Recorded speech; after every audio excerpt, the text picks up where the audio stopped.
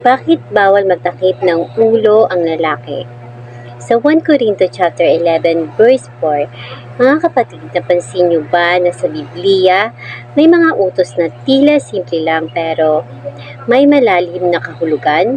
Isa na dito ang sinasabi sa 1 Corinto chapter 11 verse 4 tungkol sa lalaki na hindi dapat magtakip ng ulo habang nananalangin. Ano nga ba ang ibig sabihin nito?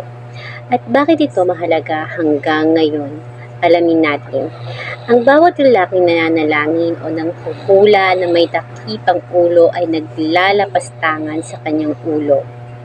Una, may kaayusan ang Diyos. Ayon kay Apostol Pablo, may itinakdang kaayusan ang Diyos. Ang ulo ng lalaki ay si Kristo. Ang ulo ng babae ay ang lalaki. At ang ulo ni Kristo ay ang Diyos. Ibig sabihin, ang lalaki ay direktang nagpapasakop kay Kristo.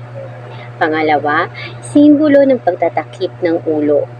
Noong unang panahon, ang lalaki na may takip sa ulo ay parang tinatago ang kanyang otoridad kay Kristo. Para bang sinasabi niya na hindi siya nagpapasakop, kaya ito ay tinatawag na paglalapastangan, kawalan ng paggalang. Ikatlo, pagpapakita ng paggalang sa panalangin. Ang panalangin ay pakikipag-usap sa Diyos, kaya ang lalaki ay dapat bukas ang ulo, malinaw ang pagpapasakop, may paggalang kay Kristo. Pang-apat, aral para sa ating panahon. Hindi lang ito tungkol sa pisikal na takip.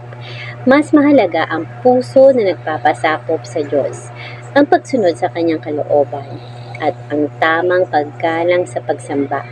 Mga kapatid, tanungin natin ang ating sarili, tayo ba ay tunay na nagpapasakop kay Kristo? O ipinapakita ba natin ang paggalang sa ating pagsamba? Ang unang Korinto chapter 11 verse 4 ay hindi lang simpleng utos.